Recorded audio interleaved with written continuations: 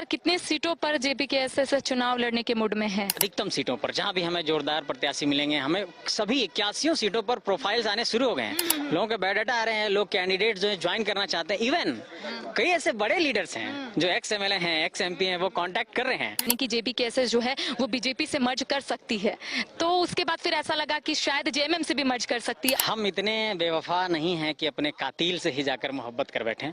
इस बात को मानिए, बीजेपी तो झारखंड के लिए कातिल है, उससे तो कोई जुड़ाव का सवाल ही नहीं खड़ा होता है। या फिर कुछ ऐसा विचार करेंगे, या फिर इंडिपेंडेंट जिस तरीके से आप लोग अब लड़ाई लड़ रहे हैं वैसे ही लड़ेंगे? अभी तो हम लोग एक नए फूल हैं, खिलने की कोशिश कर रहे हैं। आप लोगों से गुजारिश होगी कि आप लोग और खाद पानी देकर के इसको बड़ा करिए। और किस तरीके से विधानसभा में आप लोग प्रदर्शन कीजिएगा, क्या इसको भी लेकर कोई रणनीति बनाई जा रही है? क्योंकि जो पार्टी है, जो विचारधारा है, क्या लगता है कि झारखंड में कौन सी ऐसी पार्टी है जिसका विचारधारा आप लोगों से मिलता जुलता है?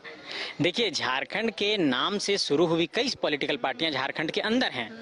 दिक्कत इस बात को लेकर के है कि जो नेशनल पॉलिटिकल अलायंस में गए हैं, चाहे वो एनडीए फोल्डर में गए, चाहे इंडिया फोल्डर में गए, तो झारखंड में अब ऐसी कोई भी पार्टी नहीं बची जो सिर्फ और सिर्फ झारखंडियत की बात करती हो। ये लोग जब गए नेशनल पॉलिटिकल पार्टियों के पास, आजसू गई बीजेपी के पास और जेएमएम चली गई आपके कांग्रेस के पास।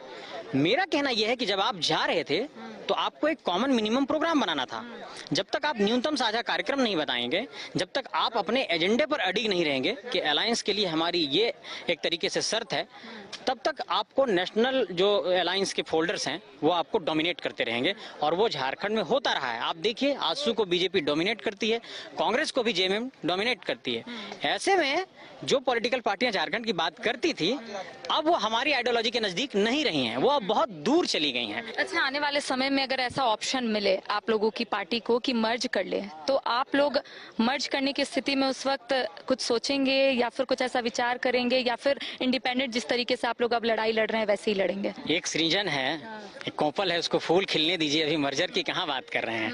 अभी तो हम लोग एक नए फूल हैं, खिलने की कोशिश कर रहे हैं। आप लोगों से गुजारिश होगी कि आप लोग और खाद पानी देकर के इसको बड़ा करिए। शुरुआत में ऐसा कहा जा रहा था कि शायद आने वाले समय में जेपीकेएसएस जो है वो बीजेपी से मर्ज कर सकती है, तो उसके बाद फिर ऐसा लगा कि शायद जेएमएम से भी मर्ज कर सकती है। अलग अलग तरीके का जो लोग है तर्क देते हुए नजर आ रहे थे, इसको लेकर क्या कुछ कहेंगे? हम इतने बेवफा नहीं हैं कि अपने कातिल से ही जाकर मोहब्बत कर बैठे। इस बात को मानिए, बीजेपी तो झारखंड के लिए कातिल है, उससे तो कोई जुड़ाव का सवाल ही नहीं खड़ा होता है। उनसे तो किसी भी तरीके से भी हम लोग जाकर के अलायंस नहीं कर सकते हैं। हम लोग खुद लड़ेंगे, स्वतंत्र तौर पर लड़ेंगे, और जिस तरीके से भी संघर्ष करना पड़ेगा झारखंड की जनता के बीच जाकर के संघर्ष करेंगे। लोगों के बायोडाटा आ रहे हैं, लोग कैंडिडेट जो है ज्वाइन करना चाहते हैं। इवन कई ऐसे बड़े लीडर्स हैं जो एक्स एमएलए हैं, एक्स एमपी हैं, वो कांटेक्ट कर रहे हैं। हम लोगों ने कहा थोड़ा धैर्य रखिए, आने वाले वक्त में धीरे धीरे स्थितियां साफ होंगी। फिलहाल हम लोगों ने कुछ स्पष्ट नहीं किया है, आने वाले वक्त में सारी चीजें स्पष्ट हो जाएंगी। संजय मेहता अपनी किस्मत आजमाएंगे? संगठन की आधिकारिक घोषणा होगी तो आपको भी सूचना मिल जाएगी। लेकिन आपने कुछ सोचा होगा ना, देखिए, हम संगठन से इतर आपने कुछ सोचा होगा कि हाँ मुझे चुनाव लड़ना है। हम लोगों के पास एक जिम्मेवारी है। अब हम लोग सिर्फ खुद से निर्णय नहीं ले सकते हैं। अब एक कार्यकर्ताओं की बड़ी फौज है, अब अपेक्षा रखने वालों की एक बड़ी फौज है, और उनके रायशुमारी से सामूहिक तौर पर हम लोग निर्णय लेंगे। क्योंकि हमारा संघर्ष साझा है, तो निर्णय अकेला नहीं होगा, निर्णय भी साझा होगा, और सबसे बैठ करके हम लोग निर्णय लेंगे। और हजारीबाग लोकसभा क्षेत्र में जो हमारे कार्यकर्ता हैं उनसे पहले बैठेंगे, उनसे बातचीत करेंगे, वो जो निर्णय सुनाएंगे उस निर्णय पर फिर आगे बढ़ेंगे। चलिए, एक आखिरी सवाल, विजन क्या होगा इस बार आप लोगों का? क्योंकि लोकसभा में जो विजन था वो लोगों के समक्ष आप लोगों ने रखा, विधानसभा में क्या कुछ विजन होगा? देखिए, मैं एक बात ये मानता हूँ, अगर विजन की बात आप कहते हैं, झारखंड के लिए सबसे ज्यादा जरूरी है पॉलिसी को यहाँ पे बहुत मजबूती से बनाना। ये स्टेट पूरे तरीके से पॉलिसी पैरालाइसिस से गुजर रहा है। इस स्टेट के अंदर पॉलिसी के नाम पर कुछ भी नहीं है। मैं आपको एक एग्जांपल देता हूँ। झारखंड सरकार ने एक कानून बनाया कि 75% नौकरी निजी क्षेत्र की कंपनियों में झारखंड के स्थानीय लोगों के लिए जो 40,000 रुपए तक की सैलरी के है वो आरक्षित होगी।